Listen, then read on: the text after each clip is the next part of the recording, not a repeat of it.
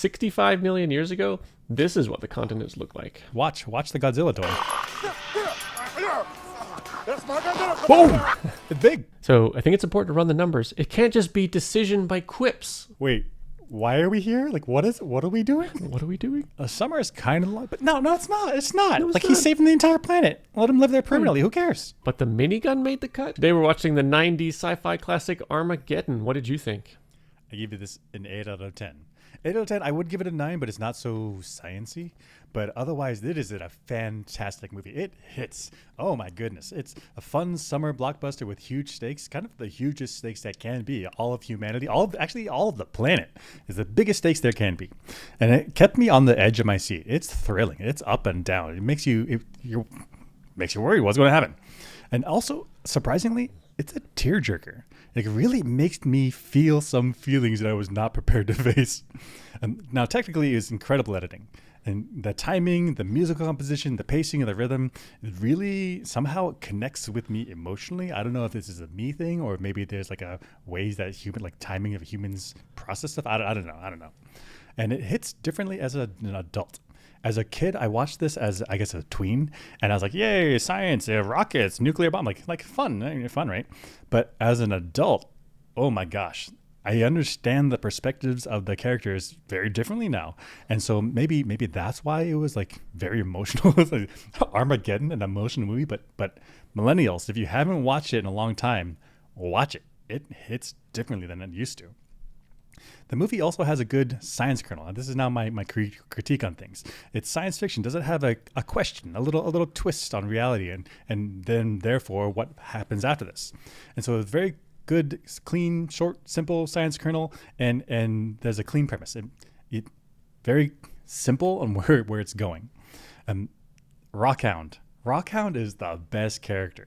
As a kid, I was like, this guy's kind of crazy, but as an adult, actually, I identify with Rockhound. Rockhound is the best character, and he's the most fun character. I like him a lot. And the cons about this is that the Armageddon, the science isn't great. in fact, it's kind of super bad sometimes. But they're good kernels. They're good little snippets of science, which then cause problems.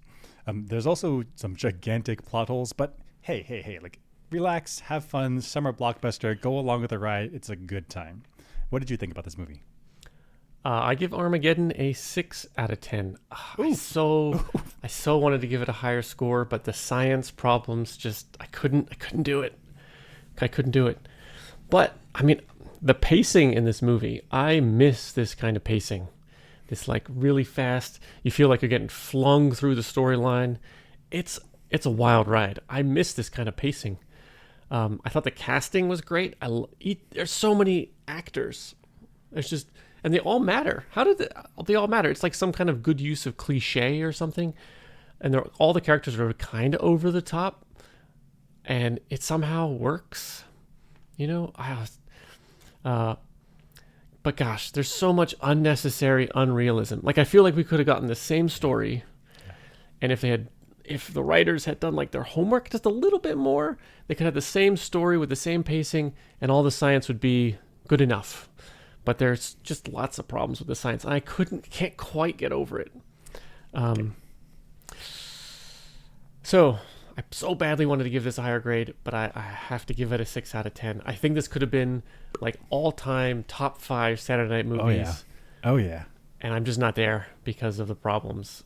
It's unfortunate because it makes you feel things that I did not expect from Armageddon. I was not expecting this. Yeah, as in the 90s, there's like, oh, it's a fun movie, but actually, as an adult, you understand the characters more, and you'll feel some feelings. Yeah, yeah. I was. What am I crying at Armageddon? Like multiple times. I was gonna say it, but yeah, absolutely, yeah, absolutely. Yeah. All right, let's get into it. All right, so first thing, this is the beginning of the movie where they're showing the asteroid that's going to hit the Yucatan Peninsula that makes the dinosaurs extinct. And this is the picture of the Earth. And I see the outline of South America. I see a little hurricane. I see North America, and the asteroid hits right here. This isn't quite right. What do you mean? 65 million years ago, this is what the continents look like. I see. So, that's right. So the beginning of the movie, they talk about this big asteroid that hit the Yucatan Peninsula, and then that's where we get like the mass extinction of the planet. You get like, I think it's called the KT boundary. It's the difference between two prehistoric times. Yeah. And you're saying that in the movie they show it as like they show the plates of the continents where they are today, not how they used to be back then. Right. So actually, North America here is kind of unrecognizable because there's like this ocean through the middle. Like Central America doesn't exist. Africa and South America are really close together. That's right. So here's the impact in the movie, right? And here is the Yucatan. And here's clearly, I don't even think this is right. Somehow South America is way closer. But I get it though, because if they were to have shown classic Earth, like prehistoric Earth, people are like, what is this, right? Like people now think about the Yucatan Peninsula as being like Mexico or whatever, right? Right. And it even looks like Yucatan is underwater at this point. So, yeah, interesting. So it makes it, this is a recognizable area of the Earth, and you can see that it's heading toward the Yucatan. But this is what it should look like. Actually, I think it's even important, like geologically, that it's underwater. Because otherwise we'd have a big old land hole, like a hole in the ground, right? A big old crater. So I think the fact that it's underwater did several things. One is that you get this tsunami that's spread out, and if I remember, this is one of the scientific evidences for supporting a big old meteor impact for why the dinosaurs died, and it's something like a tsunami with all the meteorite bits and minerals. It would be carried out in a wave. So if somebody went out to like Texas or maybe Oklahoma area and they saw this line of like, I think it was iridium, something that should have decayed away in Earth's life. But if it came in later, then there could still be isotopes sitting around. And so then when you do that, there's like this ring. There's like a ring that's in a circle around the Yucatan Peninsula. And it's right in if you dig deep, so you're digging in age in terms of geological stuff, you get it right at the correct time for when a bunch of things died. There was like a global winter, and you get these isotopes. Yeah, I think there's also sinkholes. Somehow that's important. Yeah, I think there's the evidence how geologists like this is a crater. Like I have no idea because there's lots of different like rock signatures and apparently sinkholes, which I don't understand why there would be sinkholes. It's like you can drop a little balloon and then it'll go down this water that goes to the ground and goes for like miles and like disappears into the ocean somewhere. Creepy stuff. Super freaky. Like, be careful. So I think this is super nitpicky by us, but at the same time, this is something that I think would be interesting for kids to see, True. Yeah. Like what the heck was wrong with Earth? Okay, so at the beginning of the movie, we see a character, and he gets a bad rap, but he's super important, actually. Dan, we didn't see this thing coming. Well, our object collision budget's $1 million. That allows us to track about 3% of the sky. And begging your pardon, sir, but it's a big-ass sky. So the character that gets a bad rap is the guy that saw the asteroid first. So in fact was the first person to see it that could then tell NASA to go like, hey, look at this thing. There's something up there, right? And so Truman, so this is the president. Truman's the top NASA guy. He makes a statement of it's a big ass sky. Well, our and that's right. collision budget's $1 million. That allows us to track about 3% of the sky. And begging your pardon, sir, but it's a big ass sky. $1 million actually sounds like first of all, sounds like a tiny budget. Maybe that's because that's 2024, so inflation happened and the money doesn't go as far. But also 3% of the sky actually sounds like a huge portion of the sky for $1 million. But actually, 3% of the sky, you're looking around all over the place, you see a tiny little sliver. Now, I wonder, do we really need to worry about asteroids, meteorites from different parts of the sky, or do we really only need to think about in the plane of the galaxy? You mean in the plane of the solar system? Sorry, that's right. The solar system. Yeah. So I think I would guess almost all of the debris is going to be in the plane of the solar system. And almost none will come out from this is the plane of the solar system. Asteroids coming in from above and below, I think are essentially nil. Probably super not uncommon. Zero. Right. So if you were to, allocate where you're putting your eyes in the sky, it's going to be in the plane of the solar system. Right. But even if you had 3% focused in the plane of the solar system, you're really not covering much sky. And so the fact that Truman here, head of NASA, knew about the asteroid at all is incredible, and it's due to this other guy in the next clip.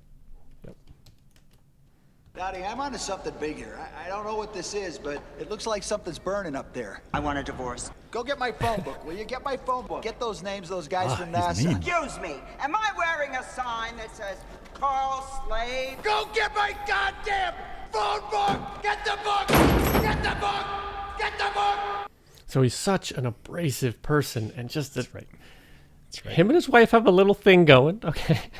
But They he's got an their abrasive. dynamic. Maybe that's okay in Yeah. their relationship. I mean, doesn't look like it. She wants out, right? I guess. But man, so a lot of people who make big discoveries or big changes in society are sometimes kind of abrasive people and not always nice. So this guy is really dedicated to astronomy, asteroid searches. He's like an amateur, right? Yeah. Like he's not a part of NASA because otherwise he would just send it up the chain. Like he's just a dude in his backyard with this. Okay, a dude in the backyard with this gigantic telescope. This dude's super rich. Yeah, but he's just like a regular citizen.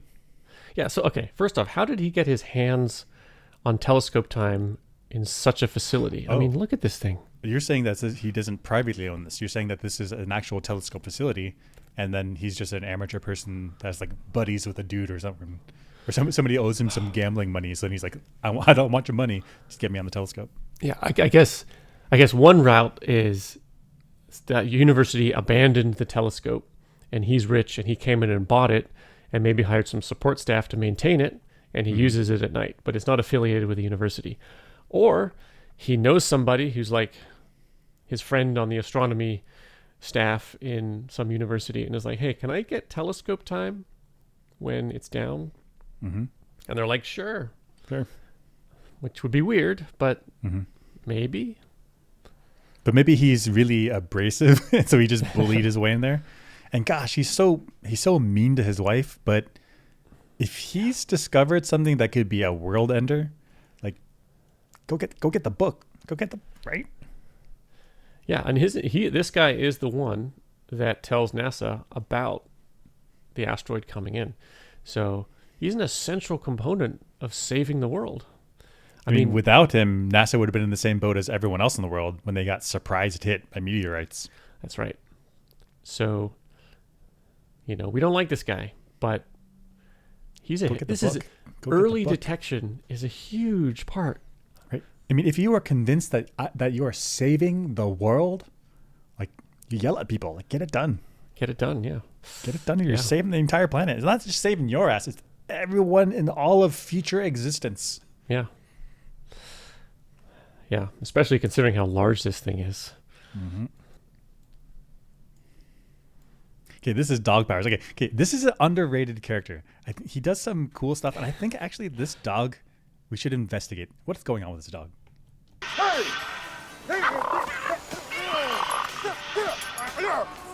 That's my Godzilla. Come on now. Yep. Oh wait. So I didn't catch it. So what are we talking about? Okay. The dog's chilling. This is New York City. He sees the little Godzilla toy. Yeah. And he like bites it, right? Yeah. Okay, little but Godzilla watch the Godzilla toy. That's my Godzilla. Boom! It's big. So this dog has some type of like transmutation power. Like he can change small objects to big objects. Like what this dog is like this like Men in Black, a little alien dog. He's got this secret life. He's an alien inside, and he's got magic powers. Like put this dog up on the Freedom's Independence. Put this dog up on the space shuttle. Sit him up next to the nuke. You got a little small nuke. You got a big nuke. What is this dog's power? What is going on here? So you're saying it turns the little Godzilla toy Yeah. into the Boom. huge Godzilla toy. Right? Yeah. And he's got some type of cloaking around him, something going on here, because nobody around him is reacting to it. Nobody's like, what the heck? We're like, that thing just got big. In fact, the guy that's grabbing it, he's just like, I'm holding on to a small Godzilla. Now I'm holding on a big, like, not a problem. Doesn't He somehow transmorphed objects without anyone around noticing. Yep. Now, do you think he if you made it bit the bigger so nuke- that the human couldn't handle it? Like, it's hard to handle. You think if he bit the nuke, that it would expand to a larger nuke? It's a complex thing, whereas this is fairly simple. I don't know this dog's powers. You know, like the Maybe, T, right? you know, like the T-1000 in Terminator 2. It can make solid objects and stabbing weapons, but it cannot make complex moving parts. Maybe the dog can only expand simple things. We haven't explored it. We haven't studied it. What if the dog can go up there, bite the asteroid, shrink it down a It tiny can little reverse bit, it. just bloop, just flick it out of the solar system? Not a big deal, Oh my gosh. right? Yeah, it's even a different toy. Suddenly big. Suddenly big. Nobody skips a beat. Nobody notices, but the Nobody dog has notices. got this power. You know, the Men in Black universe and the Armageddon universe are not necessarily incompatible. Right? They walk be- around us all the time. We have no idea. We have no idea. Should we watch Men in Black next? I think we should. That would be super fun. This is also the beginning of the movie. There's a space shuttle mission that's like up there trying to repair some satellite, all Hubble-like. Because in the 90s, the NASA sent a mission up to repair the Hubble Space Telescope because it was out of focus. That's right. It's out of So, focus. so here they were doing something similar. They're doing something similar, and then they get caught out by an asteroid shower. I'm not sure, but I would guess that NASA has radar operators and sensors up there, keeping an eye on the space around the space shuttle, so they don't get surprised by debris. I think this is a thing. I think there's something because there's always some space debris going around, right? And so I think if I remember, the NASA keeps track of like whatever many thousands. Perfect. There's like whatever many thousands of objects that are floating around, and they track them all the time. Because even if it's like a little screw, like a little metric 10 screw, and if it's zipping around the Earth at whatever many kilometers per second, like that, it does not take a lot of mass to just puncture whatever your space station is. And so every little bit of debris that can be tracked is tracked. So this is the current day 2024 website for this NASA Orbital Debris Program Office. So it's a program. It's a big deal. They got all these different types of sub studies, like Categories. debris reentry, debris mitigation, all these things. And I would guess it's similar in the 90s, maybe not as technically advanced, but they're definitely going to have it. So the fact that these astronauts were caught out, to me, is by such a large meteor shower seems I see. unrealistic to me. I see. Yeah, and they are coming in from the plane of the solar system, so that's the most reasonable places for NASA to be looking. So why? Right. How did they get surprised? How they get surprised, yeah. I mean, they didn't just get surprised like, oh, there was an unforeseen meteor shower. We're going to scrub the launch, 4 weeks out. No, this is like they're in orbit. They're doing the repairs, and like mission control has no idea these meteors are coming. Blindsided. Completely blindsided. In fact, the whole thing gets taken out. Okay, on the ship, we are introduced to Harry and his daughter Grace here, and we have these Chinese, I think they're Chinese investors that are interested in buying the oil rig, and it's a joke because like they don't know what's going on, but like I don't think they would have needed a translator for this. Bates, you can't quit. Now I need you to keep on working. Hey, Poon, get down there. They're fighting, right? Lie, don't want to see my life. If I ever held you back once from doing anything, What about having a life, Harry? I was raised on Roughnecks by you. Now you get all shocked and shaken when I fall in love with one. So who is the hypocrite here, Harry, huh? look at all those nice pipes up there. Listen to me, Grace. I No, want you listen to me, Harry. Like you don't need to speak the language to know when people are fighting, right? You can you can feel the tension, right? Like you're in the grocery store, you see a father, like a guy and a woman, and they're like bickering, like there's that energy that's like really attacky. And even though some languages are softer, some languages are harsher, but you can tell like when people are like looking at each other and like getting each other's face, like this must be so uncomfortable for the investors. I mean, I don't think it's uncomfortable at all. I think this guy knows exactly what's going on, and he's like, I need drama. What's going on here? I see. Okay. So there's three people, right? There's the guy's like Harry, and then the woman, and so they're hanging back. They're like, what's going on? Like how much English do you speak? She's like, tell me, like, it's so uncomfortable. What's going on? But then this guy, he's like, I'm like following super close, like listening, like, oh yeah, they're fighting. Because look at it, there's big smiles on their faces. They're totally like, there's drama. Let's follow. Let's follow. In fact, let's follow. Some parts of the oil rig close. are loud, and so like, you gotta shout. But like shouting to be loud and shouting because you're angry at someone feels super different, right? Yeah, like body language, tone, all of it is different. So you're saying this guy knows this, and that's why he's like, what's going on over here? What's the drama? And he's going to go update his wife and his business partner later. Oh, he speaks the best English. He's going to tell him, okay. Yeah, he's going to tell him what's going on. they're like, what happened earlier? He's like, let me tell you what happened. And then Harry's like, look at the pipes, and he's like, sure. He's like, oh, okay, sure, okay, yeah. I gotta play the decoy. Those 9 pipes up there. Listen to me, Grace. I Oh, want you listen to me, Harry. I mean, if you're a business partner and you walk onto the oil rig and you don't speak the language, or you speak it decently well, it's going to be a fun time. Like, what's going watching on? family drama. They don't know that I know. Like, yeah. And so this guy, to me, looks like he's having a good time. having a good time. And the wife is also having a good. Why are they having such a good time? Because maybe every time they come on this oil rig, it's fun drama, and they're like, "What's going to happen next?" I see. And so they've been dragging out this purchase of this oil rig for like several years. It's like their reality show. It's as real as it gets. You're just actively watching a family fight. They're not actually investing in the oil rig. They've got other oil rigs that are a little more professional. They're not financially invested. They're emotionally invested in seeing who comes out the big dog in this battle. Yeah. Yep. So they probably know that Grace is sleeping with AJ, and they're figuring out like, oh, maybe when is Harry going to find out? When is Harry going to find out? Oh my gosh. They're like sneaking in there, messing with people's alarm clocks. So that Harry's like, "Where's AJ?" Comes stomping in there. Stomping in. Yeah, they start creating scenarios. Oh my god. Incredible. So this is back at NASA. So they've just learned that, this rock is coming towards Earth. They got to figure out ways to deal with it and stop it.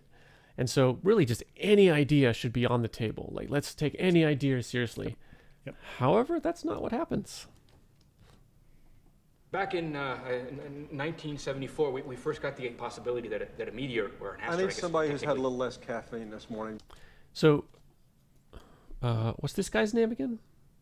Truman. Truman shuts down this kind of stuttery, not confident guy, but he never got a chance to say his idea. Like, that's right. What if he had something good? Yeah. I mean, if we were to throw away ideas because somebody's socially awkward, I mean, no ideas are going to get out of a scientist's mouth. Oh, brutal. I mean, some scientists are charming. Sometimes they're not. Sometimes they're just nervous. I mean, this guy may be actually super suave. He's got like 10, 12 girlfriends. I don't know this guy. Yeah. He's just nervous because the entire planet's on the line. Yeah. Actually, there are a lot of smooth talking scientists, but not every. In fact, that's true in every profession. But not everybody in every profession is a smooth talker. There's lots of stutterers and awkward people, and they might have good ideas. And the world's on the line.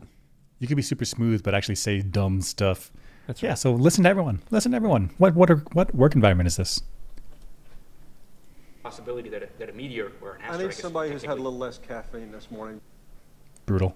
I only want people that are actively taking like tranquilizers. I want people to be drunk at work. Slow it down. Right. To use a spread focus laser generator to heat the object to the point of fracture. That's like shooting a BB gun at a freight train, Doc. Did anybody run those numbers? Yeah, right. I mean, okay, yeah. So the guy with the glasses, he's doing like high level concept, like this is the idea. Yep. He hasn't done the calculation yet because they're like, come up with an idea, and just present it. And then Truman comes in. And he's like, man, it's like a BB gun. Shut the fuck up. In fact, when they're actually up drilling, don't they hit like gas pockets and stuff? And like this little drill is like causing all kinds of earthquakes and stuff. So wouldn't a laser idea be good? Gosh, yeah. If you could just melt, say like if you have a balloon, which is a gas pocket inside of a solid, you could use a laser, just melt the surface a little bit, and then let the air pressure just push it out. Yeah. So if I came up with an idea and some leader was like, it's like hitting a BB gun, hitting a freight train with a BB gun. It's like, wait. What's an example of that? You asked me to come up with ideas. I'm trying to save the planet here. I'm very good with lasers. I'm going to try the thing that I'm good at. Yeah. Okay, here's an example. So somebody's like, here's an idea for the internet. Okay. And they're like, you're going to put a mesh of wires across the entire globe through the oceans. A series of tubes is going to handle all the communications? That's madness. What are you talking about? Okay, I guess we just stay with paper mail forever. I mean, yeah. The point of fracture. That's like you got at a freight train. We want to land a shutdown. craft, deploy solar sails. Solar winds will be caught by these Mylar sails. Okay. Come on, guys. We got to come up with something realistic here. We got 18 days. Time's a luxury we don't have. What? So, okay, these guys, their presentation is, not very refined, but that actually makes sense. They're coming up with an idea on extremely short notice. Yeah. And so the presentation, I don't know, smoothness should not enter into the situation. I mean, the fact that they have a model means that they've already been working on it, which tells me that they already have this device ready to launch. And so they're thinking, like, what do I have at my hands already, tools at my disposal? Yeah. What can I repurpose for this mission? And if they got this thing already, like, ready to launch, then you got 18 days, like, send it. Yeah. I even see, like, drawings here. Yep. And then, so the head honchos are like, any idea, send it, bring it. I don't care how bad it is. They're like, well, we have this thing on, bring it. I have an idea. And then I present, and then ridicule. Come on, guys. Like, I don't think it's gonna work, but you told me to present it. I hope my boss is so mean. I hope the world gets destroyed. I'm so humiliated. I want the world. I want it to hit. Yeah, I'm rooting for the asteroid. That's too dark. But gosh, what is how the many? actual? Go ahead. What is the actual answer? What is the last guy?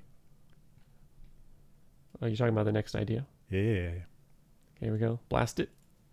Why don't we just send up 150 nuclear warheads and blast that rock apart? Terrible idea. Was I talking to you? This is Dr. Ronald Quincy from research. Pretty much the smartest man on the planet. You might want to listen to him. General, if you consider your target, her composition, her dimensions, her sheer velocity, you could fire every nuke you've got at her and she'll just smile at you and keep on coming.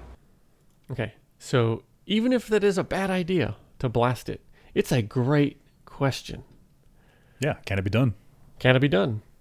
And the Air Force guy, the general, he's got a bunch of nukes. Like, you want me to open a screwdriver? You want me to open a can, but all you give me is a screwdriver. Well, I'm going to do screwdriver stuff and, like, jam it. What am I going to do? Well, what do you want me to do? You can't ask the question and then be like, that's stupid. It's like, actually, it's really smart. We have a tool at hand with rockets attached. This is a great idea. Mm-hmm. And he's like, he's the smartest guy on Earth. Oh, that'd be so cool. That'd be so cool. 150 nuclear. Okay, let's go. You should know that the president's scientific advisors are suggesting that a nuclear blast could change this asteroid's trajectory. I know. So this is a slightly different thing. Instead of sending up nukes to blow it to smithereens, they send up a nuke to, like, change its course. Yeah. It's a good question. The president's chief scientific advisor, we're at MIT together. And in a situation like this, you really don't want to take the advice from a man who got a C- in astrophysics. Hitting the rock from the outside will do the job. I mean, you can't just declare it so. What the heck? Yeah. I mean, it won't do the job. Well, did you do the calculation? Did you know for sure? Because you would say, putting your hand in the water when you're on a boat is not going to make you turn. You're just your hand in the water. But actually, integrated it for some time, putting your hand in the water will make you turn. Right. So I think it's important to run the numbers. It can't just be decision by quips. Yeah. I wonder if this guy got his job because he's like, oh, that's my computer. Let me say some shit about him. And like, he just messed up people until he got promoted all the way up. Yeah. So the winning idea is also, it's the firecracker around the hand, also quips. Imagine a firecracker in the palm of your hand. You set it off. What happens? Burn your hand, right? You close your fist around the same firecracker and set it off. Your wife's going to be opening your ketchup bottles the rest of your life. Are you suggesting that we blow this thing up from the inside? That's exactly what I'm saying. How? We drill. We bring in the world's best deep core driller. Also didn't run the numbers, but he had the cool firecracker analogy at hand. Yeah. Good I mean, imagery. Yeah. At hand. Yeah. Mm-hmm. And so so he's like, cool analogy is what got Truman. He's like, I like it. We're going to get some deep drillers right now. That's right. He's on board. You said something clever, said something that sounded cool. Yeah. Let's get it done. And the analogy was good. The analogies that we used before to stop the ideas, they sounded wrong. But our analogy now is good. So Feels good. Feels good. Let's roll with it. Also, before we move on, public service announcement. Even holding a firecracker with your open hand, like don't do it. Don't do it. Don't do that. It could be more than just a burn. Right. It might not be, but don't take that chance. Yeah, just put it on the ground, throw it, launch it, something, just not next to your body. Okay, that same scene, tells me that school grades are forever, and this guy's an absolute psychopath. You should know that the president's scientific advisors are suggesting that a nuclear blast could change this asteroid's trajectory. I know the president's chief scientific advisor. We're at MIT together. And in a situation like this, you really don't want to take the advice from a man who got a C- in astrophysics. So what's wrong with that? Okay, so so this guy, the scientist, he's like the presidential advisor, got a C- in astrophysics at MIT. First of all, MIT, number 1, number 2, number 3, somewhere up there, bouncing up there in these STEM fields. So you're like so highly achieving dude, and it was 20 years ago. He's the presidential advisor now. He's had a full long career. He's been successful so many stages along the way, and then this guy comes in. He's like, yeah, but I memorized his grade from 20 years ago. He's an idiot. He's an idiot forever.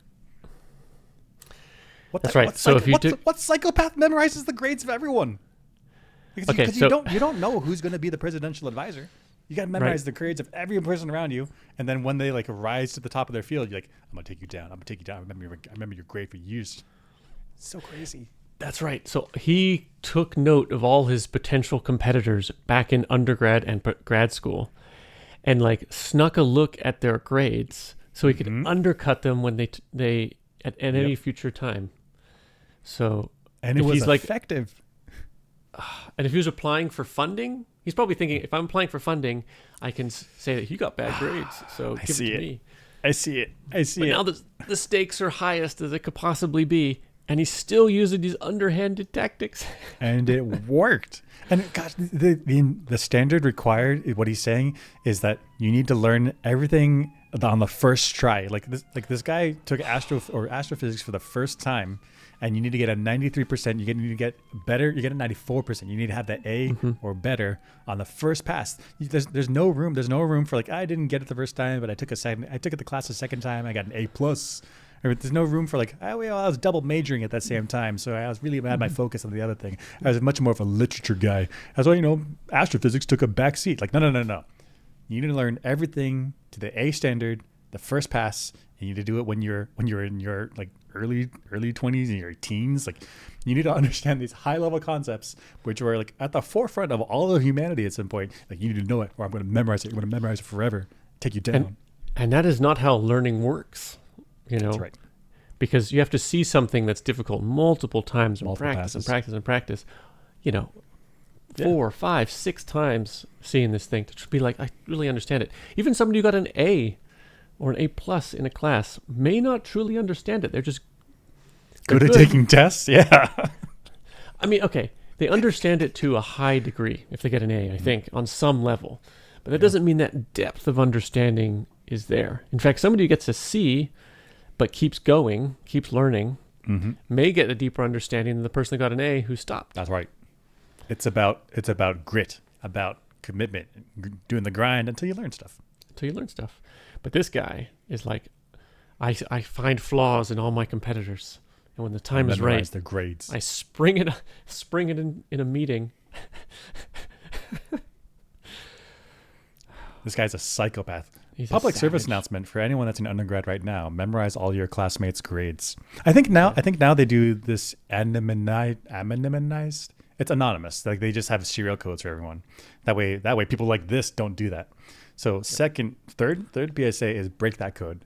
Break the code, learn everyone's grades, and then hold it against them deep in the future. I mean, you could do some social engineering too, where you can just ask them for their grades and share it. We're all friends, but really, you're decoding the system. You're figuring it out. If they get a bad grade on a test, they're not going to get funding. You're never going to be a presidential advisor. It's toast. You're 19 years old. You're never going to have that future. Never going to have a future. Wild. Psychopath. So this is a common asteroid belt misconception. Let's look at the animation and see what the misconception is. So when the rogue comet hit the asteroid belt, it sent shrapnel right for us. For the next 15 days, the Earth sent a shooting gallery. What's the problem? Okay, so first off, go ahead. Oh, what's the problem? So the asteroid belt, as far as I understand, is a higher density of rocks and asteroids than elsewhere in the solar system.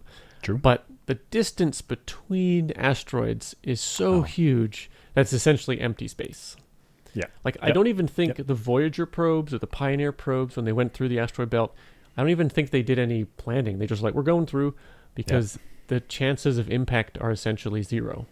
And yet, in this picture right here, the asteroid comes through the asteroid belt. Look at the density of these rocks, and like Super blasts a bunch of rocks forward. Play a little bit. For us. For the next 15 days. Yep. yep. Yeah, And then- it's not like throwing a bowling ball down the lane where you're like smash the pins apart. It's like throwing a bowling ball down the lane and there's a pin like a couple lanes over. Like you're pretty much not going to hit stuff. And then he describes it as a shooting gallery. For the next 15 days, the Earth sent a shooting gallery. Which means a significant number of these debris bits that got hit are heading on the same trajectory as the asteroid, which I see them getting flung everywhere. Okay, so this is out at the asteroid belt. For them to also come in the same direction as from where the asteroid, the big one, is to Earth, that means they're what is it? It's collinearly forward propagated. That's a weird way to say it. They're knocked forward, right? Co-linearly forward propagated. I think that's the term. It is now. Co-linearly forward collinearly propagated. I would also accept forward scattered, but but what you're saying is like, what are the chances? What are the chances that you hit something and it hits right to you? Like more likely you hit it at some weird angle and it comes off at some weird angle. Which is what we see here. So the asteroids get scattered and they go off at every angle possible. And the chances of a particular piece of asteroid debris getting flung directly forward is a tiny percentage. So the number of asteroids in this shooting gallery situation is small, even with this unrealistic asteroid belt model. To be fair, the pictures, it says it's a rogue comet dramatization. It's like they said it's a dramatization, right? They don't got to be super accurate. Like it's a dramatization. I mean, okay, they don't have to be super accurate with the dramatization, but this is so wildly inaccurate. But it makes you feel a lot, right? That's the drama.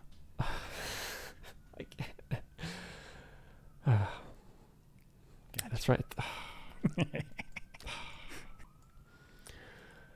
So, would it be easier to teach asteroids? Would it be easier to teach astronauts to be oil drillers? No. Let's go with that. Would it be easier to teach asteroids? Between a rock and a hard place here. This is the big plot hole in the movie. Yeah, one of the big plot holes. So, is it easier to teach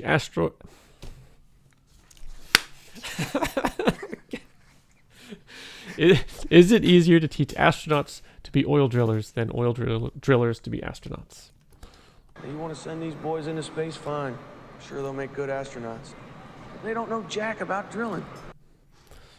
And so Ben Affleck also mentioned this in his commentary, which I remember since I was a kid. This is like during recording. why it was easier to train oil drillers to become astronauts than it was to train astronauts to become oil drillers, and he told me to shut the fuck up. So that was the end of that talk. Like the actors are like, wait, why are we here? Like, what are we doing? What are we doing? And the director's like, shut up. Because, okay, so if we think about it, what skills does an astronaut have? He's got flying ability, probably. He's got a degree in engineering or some science of some kind. Yeah. Mm-hmm. He or she's got operational experience, meaning under pressure landing planes. That's right. Checklists, all of that stuff. Astronauts are a different breed.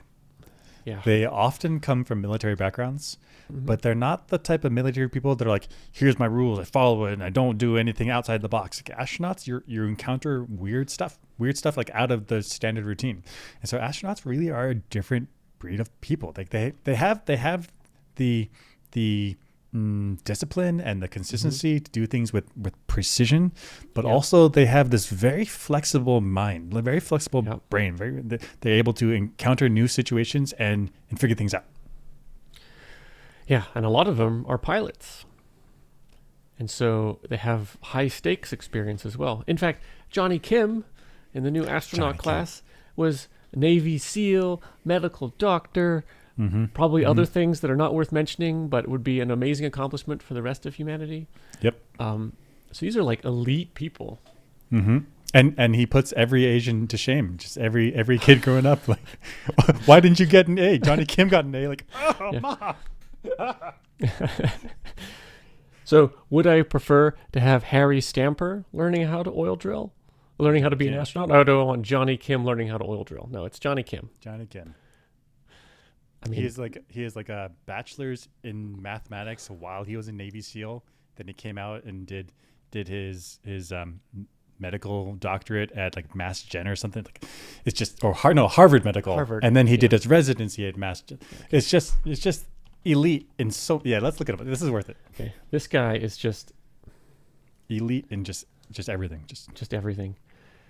Okay, is an American U.S. Navy lieutenant commander, former SEAL, flight surgeon, naval aviator. I didn't know that. He's a pilot too. Oh my gosh. Physician and NASA astronaut. Okay, you can't. This is like 6 different lives. Silver Star, Bronze Star with a V device. I'm not even sure what that is. I don't even know what this is. While a sailor, he received a BA in math. So he went to college while also being in the military. Okay, not just being in the military, being a Navy SEAL. Navy SEAL. Oh gosh. It's like the elite of the elite, and then he's like, I'm gonna do a little bit extra on top of that. A little bit extra. Okay, this guy, we're teaching him to be an oil driller. No problem. Teach him to be, yeah. we're gonna send him to the Wikipedia page on how to drill oil. He's like, I got this. It's down. He's like, I already read all the textbooks because I knew what you were gonna ask. I did it when I was a Navy SEAL in 1990. What a human. Oh my God. That's the future of humanity right there. Okay. Incredible. I think Harry Stamper is not correct here. Nope. What he does do very well is support his team. And so they make some, I think they're very reasonable requests. The oil drillers, what they got to do to be on side the team. Mm-hmm. They'll do it. They've made a few requests, though. Such as? Nothing really big. As an example, Oscar here has got some outstanding parking tickets. 56 tickets in 7 states. I mean, parking tickets, that's easy. You don't you just pay. That's a lot of tickets, though, and a lot of states. But, like, whatever. Like, not a big deal. I mean, that can be what? That's only like a couple $1,000. Yeah, whatever. Write it off. Whatever. I'll tell him Max would like you to bring back 8-track tapes. Not sure if that's going to work. I mean, hell, even keep the factory running. That's right. Yeah. So 8-track tapes are gone. You can't make everyone else adopt it, but you can just keep the factory running. Even to save the planet, you even simulate a fake town for this guy. So he's like, where everyone there is playing 8-track tapes. They got their iPhones secretly in their pocket. But you can make a little Disney World. You make a little Disneyland where everyone here is using 8-tracks. And that's what, a couple $1 million of operating cost? I mean, that's a bargain. Nothing. Wants a full week's Emperor's package at Caesar's Palace. I mean, what is that? Like 10K, 20K, 50K?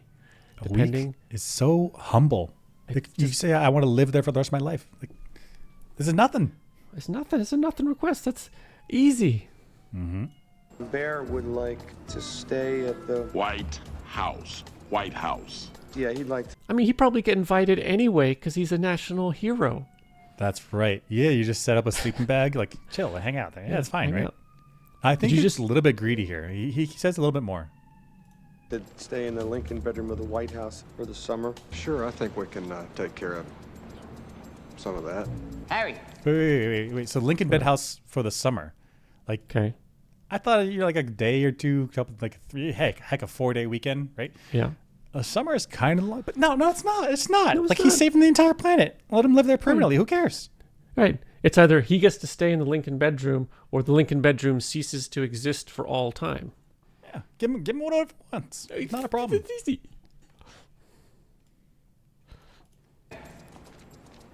Yeah, one more thing. None of them want to pay taxes again. Ever. Again, oil drillers make a lot of money. So they're probably making hundreds of thousands a year. Tax revenues in the tens of thousands. Because the taxes feel bad because the big jump, big total dollar. Right. So let's say for each person, it's lost revenue of $100K a year on the high end. Yeah. Over a lifetime, that's a couple tens of millions across the whole group. Like, the whole project is costing billions. So what? Spread that cost across all the other countries in the planet. Yeah. They're doing a service. These oil drillers are doing a service for the entire planet. Be like, hey, whatever country, like pitch in a few bucks. All right. You got it covered. Right. Got it covered. Not a problem. There wouldn't be a world if you weren't here. That's right. Like, we don't have the budget constraints. Oh, the budget. The budget. Make the budget. Make the budget happen. Make the budget. It's not a problem. People are asking for they're asking for nothing. Oh, yeah. I mean, really humble requests. Okay, this is a cool scene. Harry Stamper and his team look at the armadillo and start taking away all the unnecessary equipment. Mm-hmm. But the minigun made the cut? Mind if we take a look at her now? All these rubber hoses gotta go. Gotta go. Make sure it's short throat Cool, shifter. Gee, somebody tell me what this is.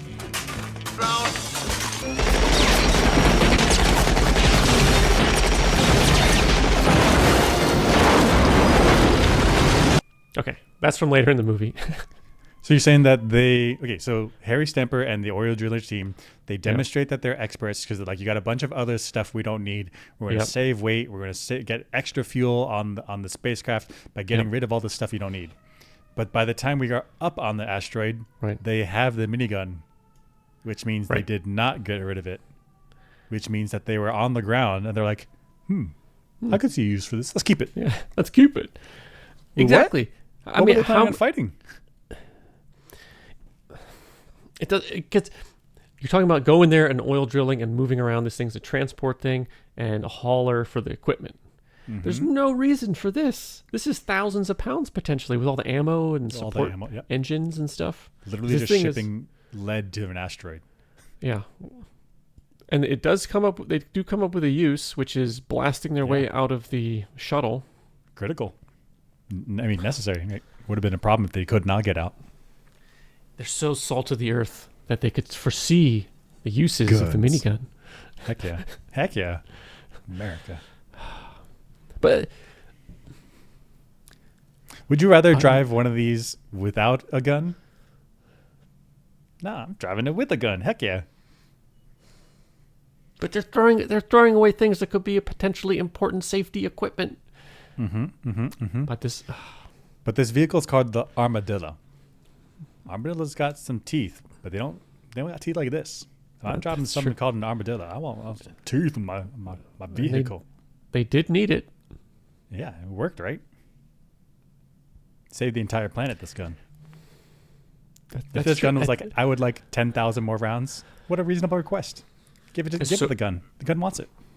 Right, because if AJ was unable to shoot through the shell of the shuttle, he wouldn't have been able to escape, jumping the canyon and driving to Harry. None of that happened. So the fact that they didn't throw it away means they're absolute geniuses when it comes to engineering. If you got to go up again, you bring 2 now. Clearly demonstrated its worth. Makes you think. Makes you think.